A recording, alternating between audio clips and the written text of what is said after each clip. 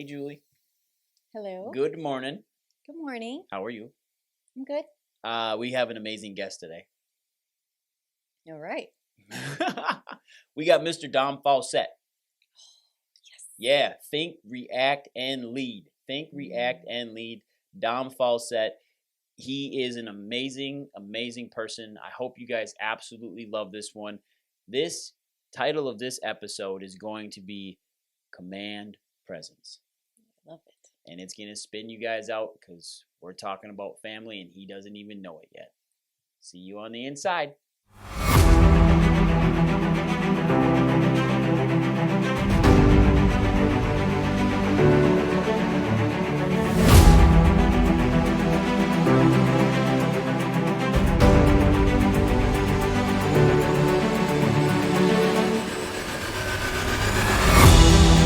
Welcome back to the Prime Podcast. I am your host, of course, Dr. Skip Weiss, the Bowtie Chiropractor. I have the amazing Dr. Julie again with me today, my wonderful wife, and we have, who do we have today? We have Mr. Dom Faussette. Heck yeah, we got Dom Faussette. Dom, it is so awesome to have you here. I've been trying to get you on this podcast for over a year. I know our schedules haven't matched up, but I am super excited to have you here. Hey, Dom, how's it going, man? You know, I'm blessed. It's going very, very well. Very well. So thanks for asking. Awesome. And thanks for having me on. Yes, our schedules have, and that's a good thing. When we hang around successful people, you don't have the luxury of like high school or college. Hey, bro, what are you doing? Let's do this. Like, or broette, excuse me. It's just but here we are, making moves. So I love it.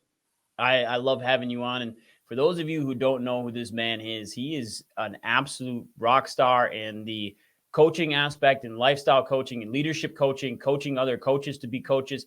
Dom, can you give us a little bit of background? You are a retired cop, like you command presence. That's what this is all about. Can you give us some background on yourself, Dom? Of course.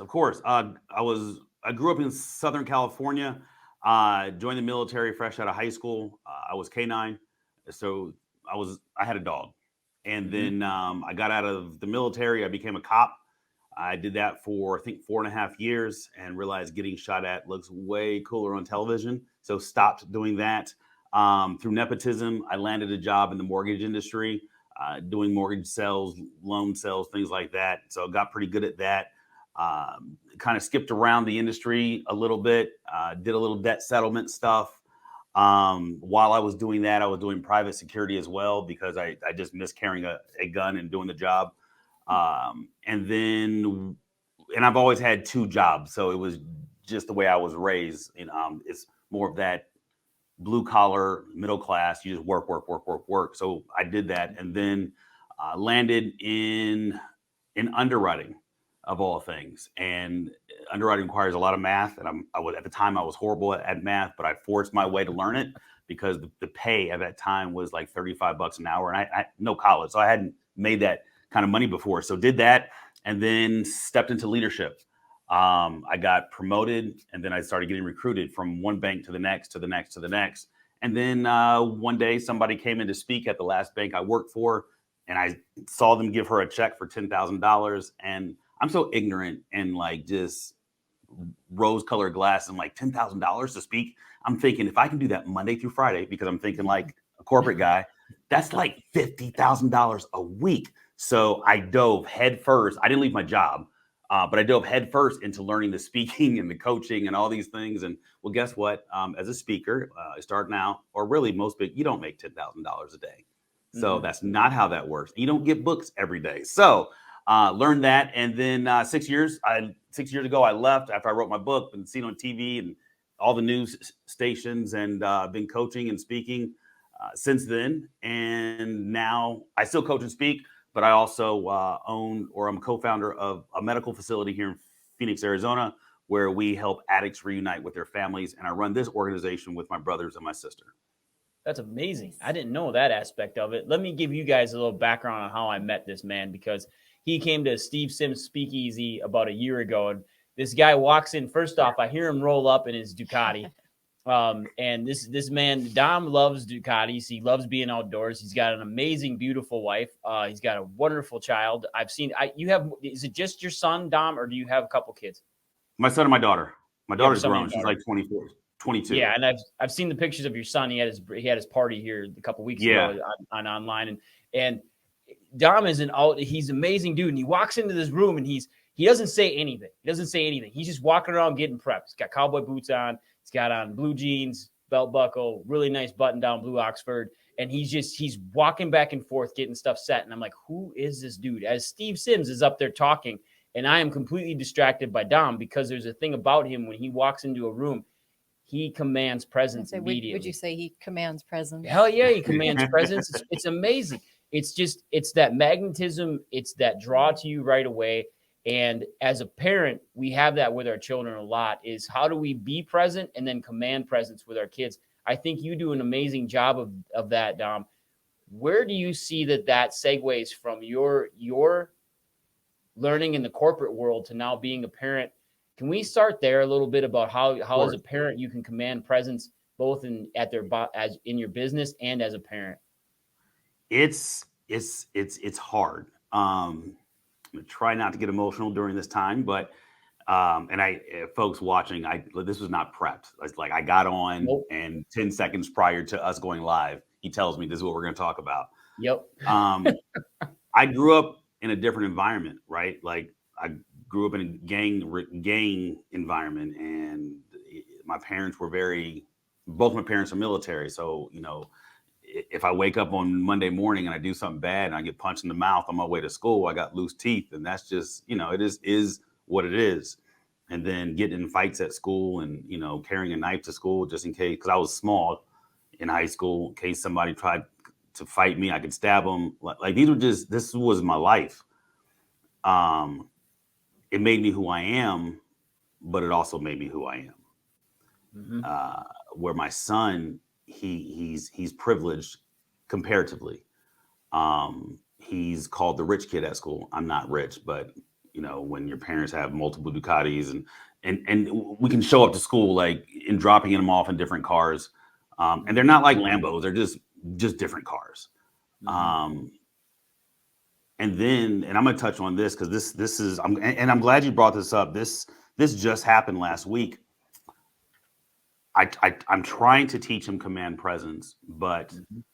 I don't want him to struggle the way that I did. And my son's very kind. He's very compassionate, not a bully. He's not even tough. And mm-hmm. he asked me last week, it was like Monday, Dad, why can't I, when do I become as tough as you? And I'm like, part of me as just a human is like, I don't think I'm tough. I'm not as tough as I was before he was born. I don't want you to see me as tough. I don't want that to be the thing that you take away from me and then try to emulate that. And I said, son, you are a compassionate young man. You are loving. You care about people. You have feelings. You know how to feel. I said, if I today at 45 could be half of who you are at 13, I would greatly appreciate it. I don't want you to go through what I went through. I don't want you to find happiness at 39 years of age. And then last Friday, he's at the dental office and we're sitting in a chair and I'm holding his phone, and kids just have each other's phone numbers or whatever. And this message comes across my son's phone that says, hey, Nigger. And I looked at the phone and I asked my son as he's sitting in that chair, I said, son, do you know who this is? He said, no, I don't care. And I said, does this happen often at school? And he just breaks down as we're waiting for the dentist to come. And I said, well, dry up. Understand how you feel. Let's talk about this when we get home. So we're driving home and I said, son, how does this make you feel? And he says to me, I don't really care about it because I know it's going to happen to me in junior high. It's going to happen to me in high school. It's going to happen to me in college, and it's going to happen to me at work. And this has been happening since last year, but I'm just finding out as a dad. And I looked at my son, and I'm more of a suck it up kind of parent, but in this instance, I finally understood what his struggles were. I had my struggles, and my struggles are not going to be his struggles. He doesn't have friends that get killed by gang violence. He has to deal with a very, very different kind of struggle. And I just had to be very honest with him and tell him, that is a very minute percentage of the world that looks at you like that. Majority of the world does not look at you like that. And he goes with me to the racetrack, and he goes with me off-roading, and he goes with me to all the dirt biking stuff I do. And I'm in Arizona, and most of my black friends look at me weird that I jump out of planes. Most of my black friends are like, nah, bro, I'm not going out in the middle of the desert on a lifted truck with you, because I don't want to walk. These are not socially black sports. So my son understands. He's like, well, my dad's just different. Like, no, there's a couple black guys that do this, just not a lot. So if 10 of us go Jeep, 2 of us are black, the rest are white guys. So my son's around different groups of people, and he sees the interaction that we have. And I felt sorry for him. And I told him, that was me being a dad. Now it's me prepping him to be a black man in America. He's 13, right? So I said, bro, you're going to be driving in 3 years. And as an ex-cop, trust me when I say, for every, and these are fake numbers, for every 20 good shields, there's 1 bad one, right? And there's certain, and this is every single race, gender, ethnicity, religion, whatever your negative stereotypes are, don't do them, right? Whatever they are. And that's not specific to a race. This is specific to how you look, how tall you are, how short you are, everything about an individual. And I said, you know what? This is your struggle. This is good. I said, everybody has a struggle. This is yours. But then in that moment, I had to realize I don't understand because I'm not there. And I'm part of a black skydiving group. So I reached out, and I'm the oldest one in the group. I reached out to the group, and I'm like, hey, who in here is under 22 and has dealt with this? A bunch of guys raised their hand. And most of them are weird. They're engineers, but they call them up. They talk to them. And what I realize is that, we've heard the phrase, it takes a village. I've come too far, and I know too many people for me to think that I have to raise my son on my own. Right. And in all of that, whether your kid's fat and gets teased at school, if your kid's fat, trust me, he's getting teased at school, right? If your kid stutters, I stuttered my whole life, they're getting teased at school. If your kid gets straight A's and looks good, he's getting teased at school. Like, every kid gets teased. And I think as a parent, we need to take the time to have conversations with our kids. My son, I've learned to just bring him into the office occasionally when he's doing well, because he said, I want to have employees one day too. I said, well, I didn't wake up like this. And he's like, I don't want to be an employee. I said, well, you're going to be, because you're probably going to work for me, or you're going to work for somebody else. You're going to work. So just learning how to take all the things that I do for others and gently pour that into my son. And I don't teach my son command presence. Fortunately or unfortunately, he just sees how I am. And he's like, Daddy, why do you walk like a man? I said, well, son, unfortunately, you have to separate what a man walks like. I grew up in the 80s. Everybody was a man. Well, all the men were men and the women were women. So there's this confusion that these kids have. There is. I learned this. One of my Navy SEAL buddies, not my Navy SEAL buddy, one of my friends who's a buddy who is a Navy SEAL, because I wasn't one.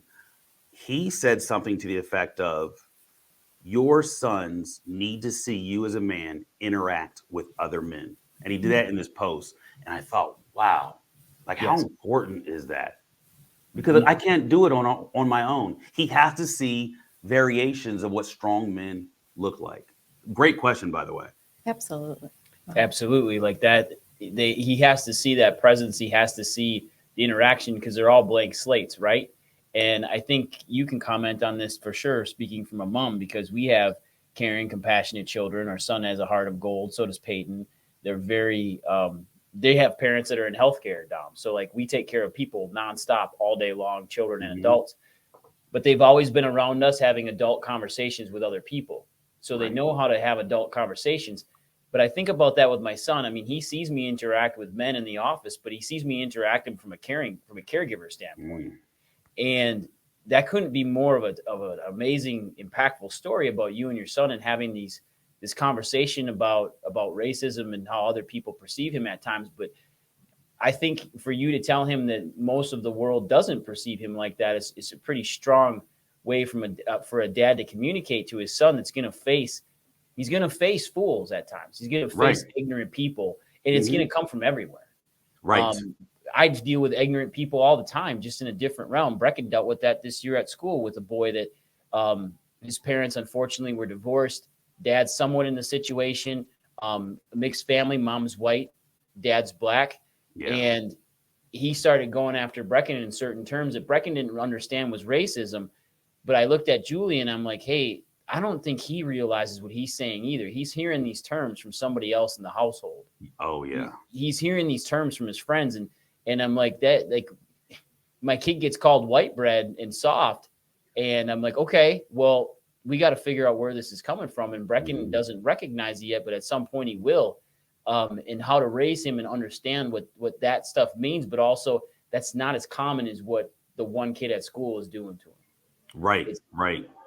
And what do you feel as a mom? How do you present that off with your child? Because you're a very strong woman, and I've seen Dom's wife. She's extremely strong too. Like, yes, man, like when you have strong men, the women aren't sheep. Right. Very true.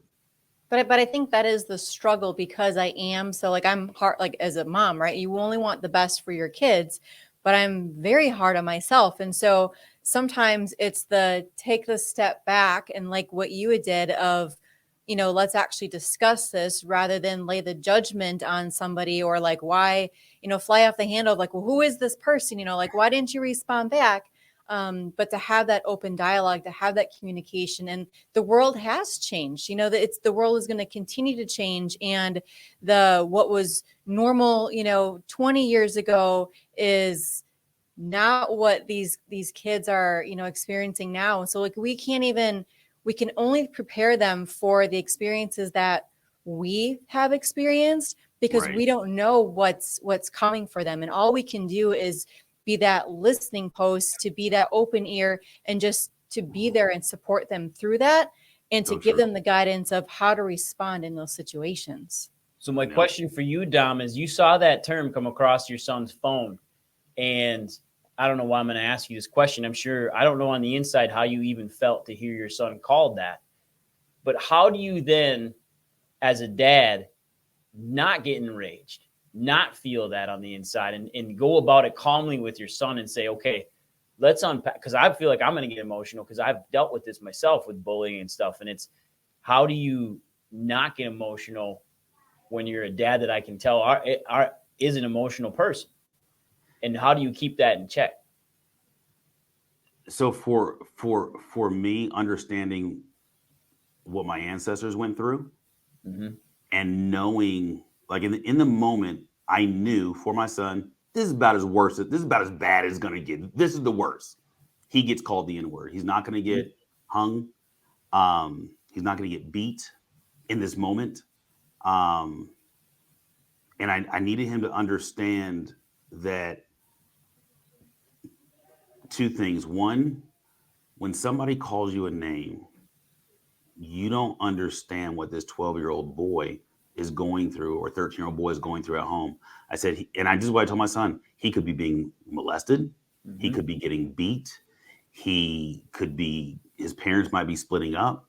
He might come to school hungry. I mean, I doubt it based off where we live, but these are things. He could be adopted, and now he just found out that I dropped 20 things, and I needed my son to understand that at the end of the day, hurt people hurt people.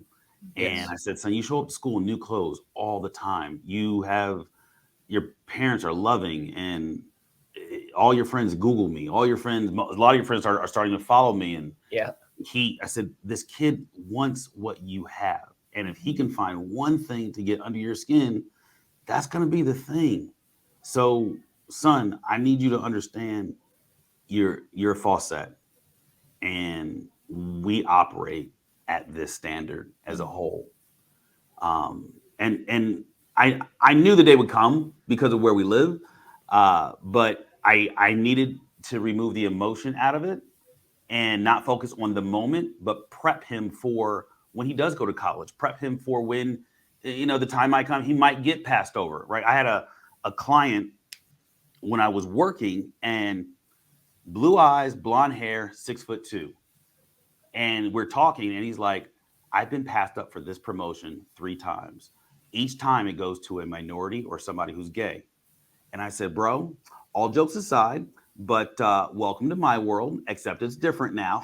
And he's like, this is my first time. I said, yeah, but you have to find ways around it. I said, one thing I've learned since I was a kid in kindergarten, you find ways around ignorance.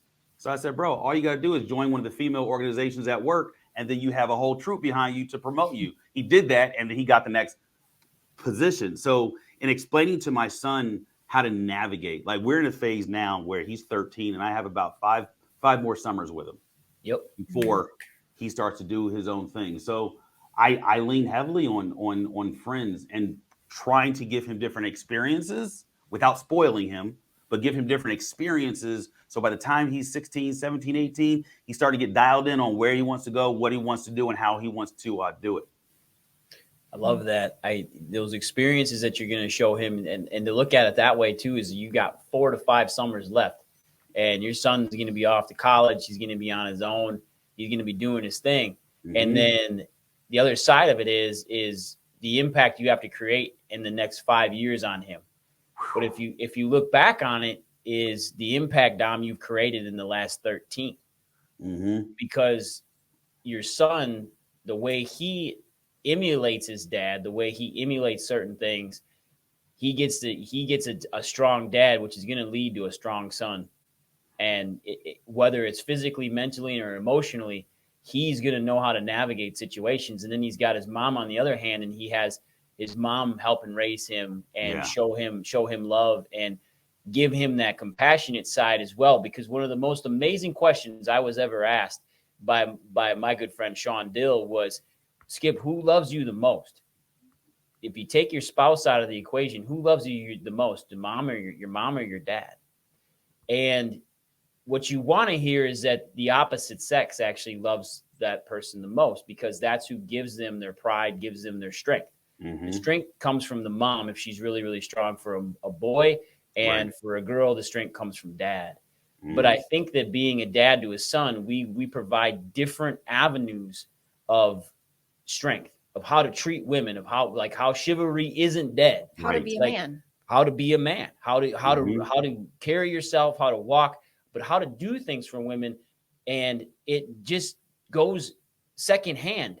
They don't expect it. That's why you floor them, because they've never had somebody get the door for them. They've never had somebody put their coat on for them. They've never had somebody carry their purse. They've never had somebody walk between them and the road.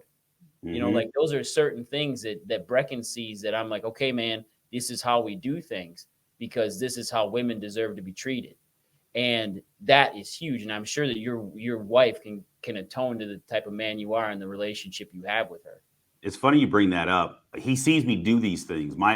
He sees me open the car door, whether my wife's driving or not. He sees me, readjust when we're on the street or we're on the sidewalk so that I'm on the outside. Mm-hmm. And I explained to him, son, when you put your wife into the car, what you're doing is, in case there's, and I'm a little extreme in my thought process, but in case there's a shootout, the safe space is her in the car. And now you can engage. Because my son, in his head, he thinks he's like going to be a superhero. He talks about the military. In his head, that's what he sees. I think I can see the glint in his eyes.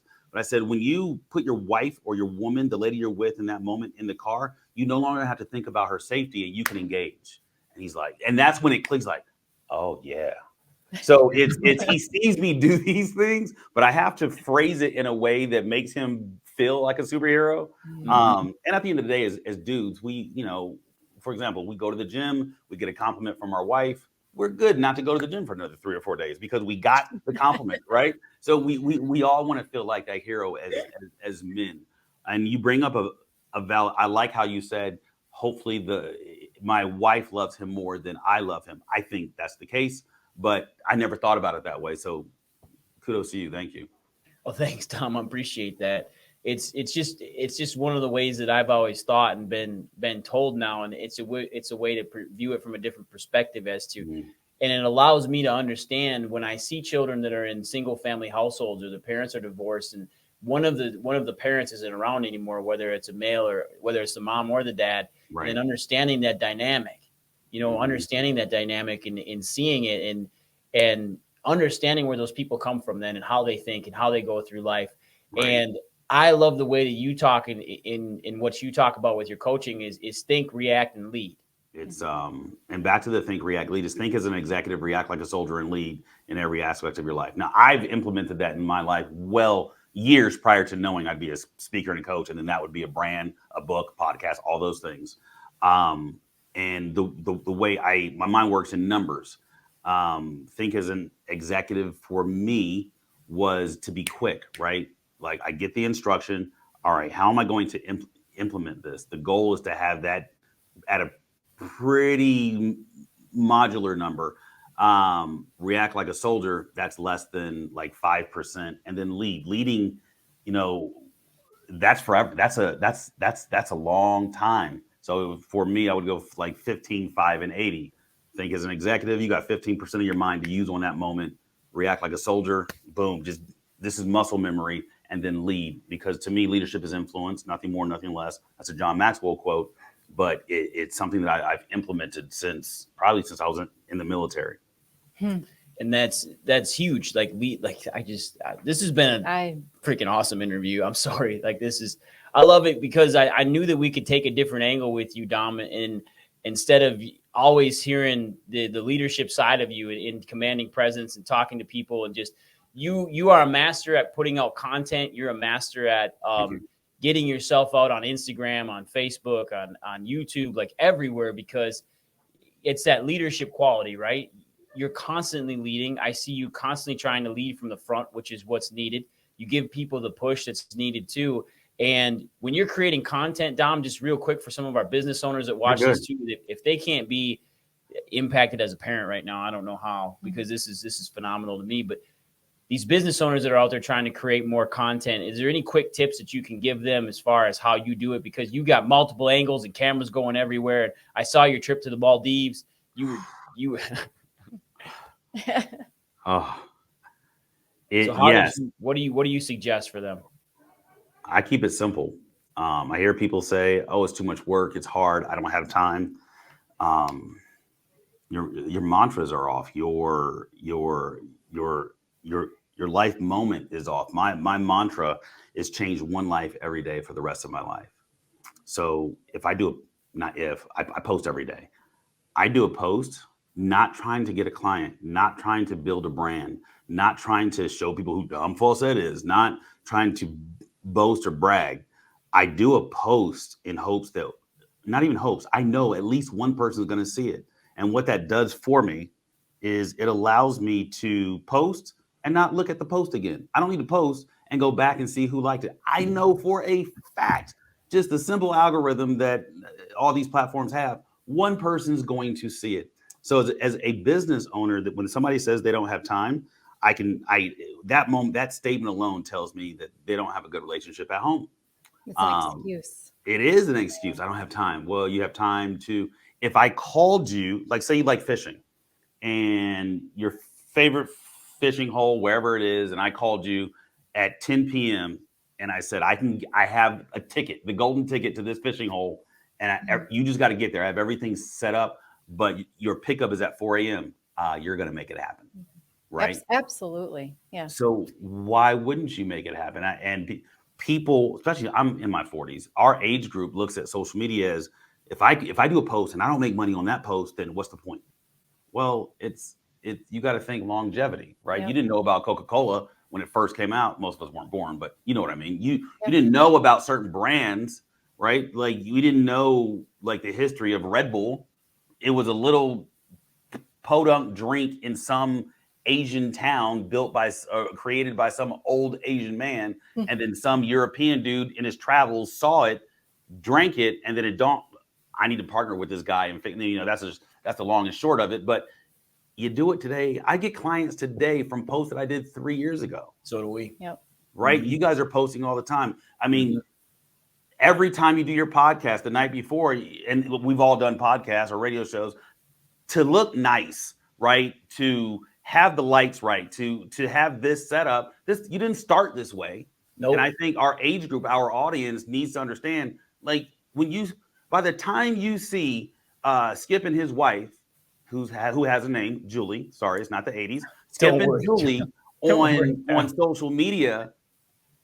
Don't you think they may have had an argument at one point in time prior to a podcast, but they know that the love for each other is stronger than the argument or the disagreement? Yes, that happens, but they care so much about others that disagreement or spat, if you will, it the love for others supersedes that, and they're able to. You guys It are able does. to show up and do your thing, right? And I think when you operate the way you guys operate, it allows you to post and not be emotional about a lack of engagement. It allows you to understand that you're in it for the long run, and you two get to do it together. I would love for my wife, and my wife is kind of anti-social media, but one day. But I think people need to look at people like yourselves, and this is what I see a lot, and I'll stop there.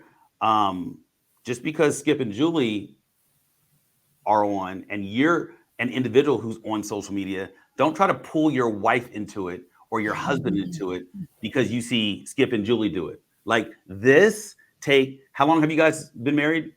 Been married 15, going to be 16 this year. Been together for 19 years. Okay, this takes 2 decades. Yeah. It's Right? So for those of you who are dating, or the guy that did the forever engagement because they don't want to commit to a marriage, different topic, another day, understand that pulling your significant other into this, trying to be a Skip and Julie show, it ain't gonna happen. Like, this takes work. So, and I want your audience to know, like, the work that it takes for you two on your individual schedules to show up with a smile the way that you do. So kudos to you guys for doing your thing.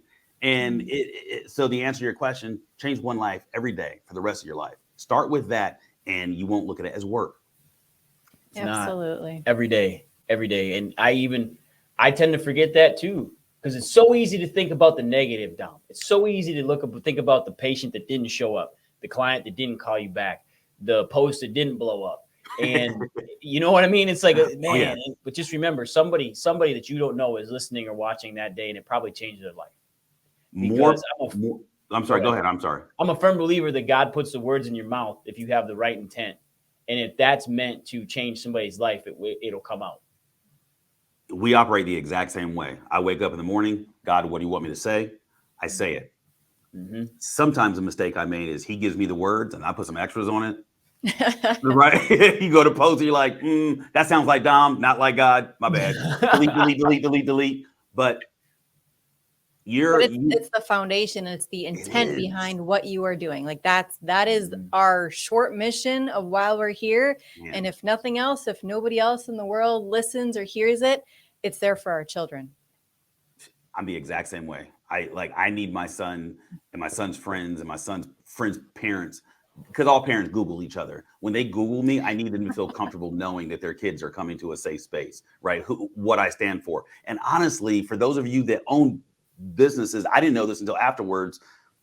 All of our employees Googled me. Like, there's 4 Faussettes that work here, but I'm the one with the brand. All of our employees Googled me. Some of our employees made their decision to work here because of the content that they saw on social media. With that being said, we've got some solid employees. So those solid employees, instead of me spending $1,500 for something on Simply Hired to look at resumes, when you hire these employees who are coming to you because your brand is legit, then they have a database of people that you don't have access to. They're called associates. They're called their friends, people they've worked with over the last 10, 20, 30 years. So now they're bringing their friends, their family, and their previous associates who are top tier to your company, and you would have never found them. So hindsight, building the brand helps. So understand it does take work, but it's so beneficial and it's fun. That foundation, phenomenal. that is just flat out, that is just flat out foundation. Bottom line, people knowing who you are and putting it all together, whether it's hiring employees, having relationship capital with other people, getting to know you at different conferences, even a year ago, Dom. This has been absolutely fantastic. I can't thank you enough for getting on here with me and Julie. And I've been looking forward to this for over a year. I knew that it was going to be. So have I. Like when I got up this morning, I told my wife, I was like, hey, I got a podcast with Skip. And like, I even picked out a special shirt, like first day of school kind of shirt. So yes. I have been I look forward to everyone's podcast. There are some podcasts I'm ecstatic about. This is one of the podcasts because of the work you guys have done prior to, and plus I met you guys in person, so that totally helped. But being able to meet you guys and then being here, and more importantly, you trusting me with the words coming out of my mouth to be disseminated to your audience, I don't take that lightly. So thank you. You're very, very welcome. So much, well, Dom. We got the rainbow lines right now, which means our camera shut off. So Dom, right. I'm terribly sorry about that, but not a problem, man. Hey, dude, we truly, truly appreciate you so much for being on here with us. And it means the absolute world. Now, Dom, what's the best way for our viewers to get a hold of you before we sign off, just so they know how to find you? You know what? You can always shoot me a DM, which is a direct message on Instagram at Dom Faussette, just like my name shows on the screen. If you're listening to this, not visually, but audibly, you can Dom Faussette, shoot me a direct message. You can also find me at domfaussette.com. And I'll give my phone number. It's my personal cell phone number. You shoot me a text. Don't call. I won't answer, but shoot me a text, 602-481-0650. That's 602-481-0650. That's good radio voice. You got that radio voice down. I know your radio show too. It's Radio Dom Faussette as well. But Dom, thank you so much for being on with you. Now, everybody go out there, get it done. Take care. Bye. Thank you.